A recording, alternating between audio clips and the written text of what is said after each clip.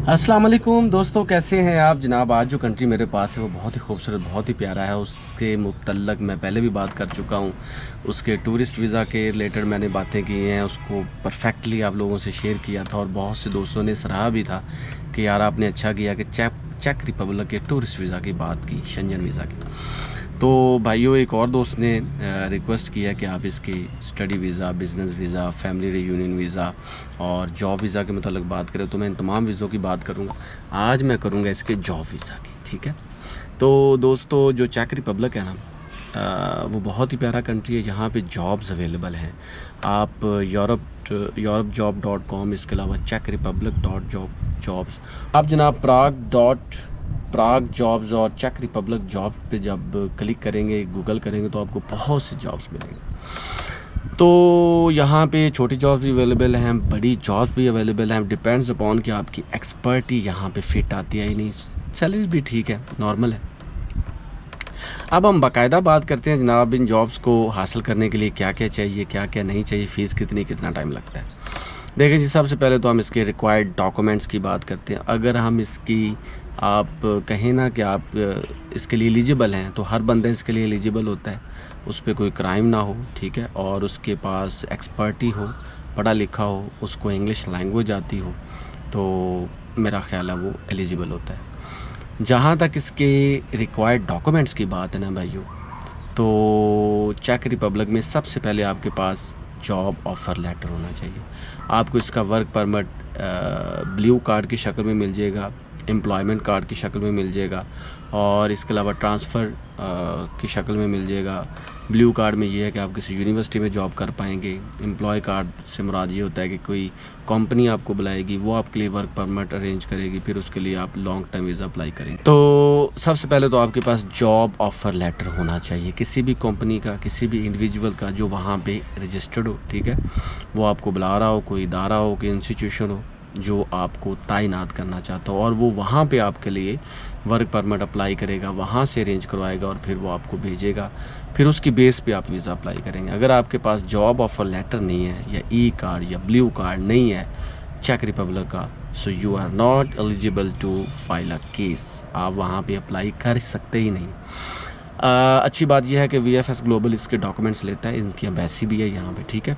तो करना ये होता है कि जब आपको जॉब ऑफ़र लेटर मिल जाए ना, उसके बाद आपके पास वैलिड पासपोर्ट होना चाहिए, ठीक है। और वैलिड पासपोर्ट के साथ साथ आपके पास पुलिस करैक्टर सर्टिफिकेट होना चाहिए, आपके पास इंश्योरेंस होनी चाहिए, आपकी हेल्थ इंश्योरेंस होनी चाहिए, हेल्थ कार्ड्स होने चाहिए, आप बिल्कुल सही हो, और आपके जो पुलिस करैक्टर सर्टिफिकेट है या आपके ओरिजिनल डॉक्यूमेंट्स है वो टेस्टेड होने चाहिए, मोफा से टेस्टेड होना चाहिए, एकेडेमिया के डॉक्यूमेंट्स होने चाहिए। इसके अलावा आपके जॉब TNT NTN नंबर और ये सारी चीज़ें होनी चाहिए। इसके अलावा जनाब आपके पास 1 साइड की टिकट होनी चाहिए। आपकी अगर ट्रैवल हिस्ट्री है तो फिर आपको बहुत इजी वीज़ा मिल जाएगा। अगर आपकी ट्रैवल हिस्ट्री नहीं है, याद रखें कि चेक रिपब्लिक बहुत से वीज़ा रिजेक्ट कर देता है।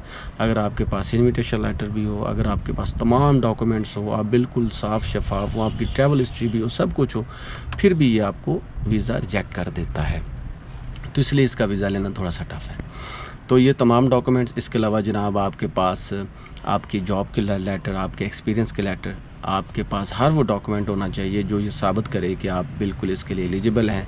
और आपके अगर हो सके तो इंग्लिश प्रोफिशेंसी लेटर या IELTS का भी साथ लगा दिया करें, ताकि पता चले कि इसको इंग्लिश भी आती है, ठीक है।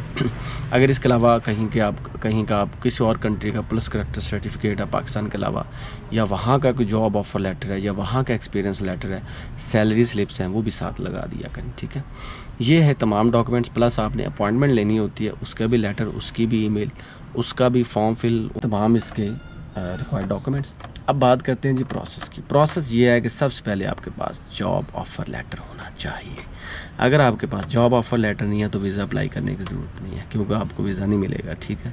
दूसरी बात ये है कि आपने अपॉइंटमेंट लेनी है VFS ग्लोबल के ऑफ़र से, आपने वहाँ पे अप्लाई करना है, फॉर्म फिल करना है। वो 1-2 पेजेस का फॉर्म होता है, उसमें आपका नाम, पता, एड्रेस, आपका पासपोर्ट, आपका रीज़न्स फॉर एप्लीकेशन, तमाम चीज़ें आपने वहाँ पे सही एक्यूरेट डालनी होती हैं, ठीक है। अगर आपने एक्यूरेसी से अप्लाई नहीं किया तो फिर भी आपके रिजेक्शन के चांसेस 100% होते हैं, ठीक है। तो आपने एक्यूरेसी से अप्लाई करना है, और जब आपने अप्लाई कर लेना फिर आपको ईमेल आएगी। जहाँ तक अपॉइंटमेंट का ताल्लुक है तो 1-2 माह भी लग जाते हैं, 15 दिन भी लग जाते हैं, इसलिए एडवांस अप्लाई किया करें, ठीक है। अगर सम टाइम आपको अपॉइंटमेंट मिलने में 1 महीना भी लग जाता है, 2 महीने भी लग जाते हैं, 3 महीने भी लग जाते हैं, 2 हफ्ते भी लग जाते हैं, 1 हफ्ता भी लग सकता है। It depends upon your case.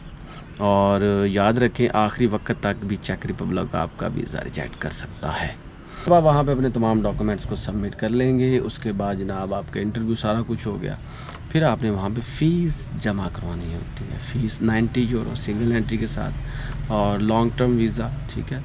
और ये तमाम चीज़ें होने के बाद फिर आपको जो वेट होगा, देन आपको इसका वीज़ा अवार्ड हो जाएगा। जब आपको इसका वीज़ा अवार्ड हो जाए then you can apply for चेक रिपब्लिक, ठीक है। 2-4 बातें हैं जनाब, वो ये कि अगर आपको चेक रिपब्लिक का वीज़ा ना मिल रहा हो तो आप किसी और कंट्री का शेंजन वीज़ा अप्लाई कर लें, ठीक है। फिर वहाँ से आप चेक रिपब्लिक चले जाएं और ख़ुद वहाँ पे जाकर किसी कंपनी में जॉब के लिए अप्लाई करें और फिर आप वहाँ पे इजीली मूव कर सकते हैं। दूसरी बात यह है कि अपनी डॉक्यूमेंटेशन साफ़ सुथरी रखें, ठीक रखें। अगर आपकी डॉक्यूमेंटेशन ठीक है ना तो फिर आपका वीज़ा कभी भी रिजेक्ट नहीं होगा। सम टाइम फॉर्म फिल करने में प्रॉब्लम हो जाती है, इश्यूज़ हो जाते हैं। आप अपना फॉर्म सही से फिल करें, अपने नाम को सही लिखें, अपने पासपोर्ट को सही वहाँ पे उसका नंबर लिखें, गलती ना करें, आपका वीज़ा रिजेक्ट नहीं होगा। तीसरी चीज़ ये है कि आप इंग्लिश प्रोफिशिएंसी लेटर या आइल्स का लेटर ज़रूर लगा दिया करें, क्योंकि सम टाइम ऐसे होता है कि आप उसके लिए एप्लीकेबल भी होते हैं लेकिन वो ये सोचते हैं यार इसको तो लैंग्वेज ही नहीं आती तो क्या करेगा वहाँ पे। तो 101 रीज़न्स होती है चेक रिपब्लिक का वीज़ा रिजेक्ट करने में, और 101% ही चेक रिपब्लिक आप जा सकते हैं। अगर आप नीदरलैंड या जर्मनी या इसका वीज़ा अप्लाई करें तो फिर आपके लिए ईजी हो जाता है, ठीक है। अगर जनाब आपने वाकई चेक रिपब्लिक जाना है, वहाँ पे जॉब करनी है, पैसे कमाने हैं, तो मेरा तो मशवरा ये है कि अगर आपका वीज़ा बार बार रिजेक्ट होता है तो किसी और यूरोपियन कंट्री अप्लाई कर ले और वहाँ से फिर मूव कर जाए, चेक रिपब्लिक ईजी होगा। तो भाइयों आज के लिए बस इतना ही, और मैं आपका भाई हूँ, दोस्त हूँ, कोई वीज़ा एजेंट नहीं हूँ, ना ही आपको इंसिस्ट करता हूँ कि फ़लाँ कंट्री जाओ फ़लाँ कंट्री ना जाओ, और ये मेरा डिस्क्लेमर भी है। मेरा मकसद होता है कि आप ख़ुद से अप्लाई करें, स्कैम ना हो जाएं और ख़ुद से नॉलेज भी हासिल करें। तो आज के लिए बस इतना ही, मिलेंगे next country next visa index. तब तक के लिए अपना भरपूर ख्याल रखें। मुझे दे इजाज़त, अल्लाह हाफ़िज़।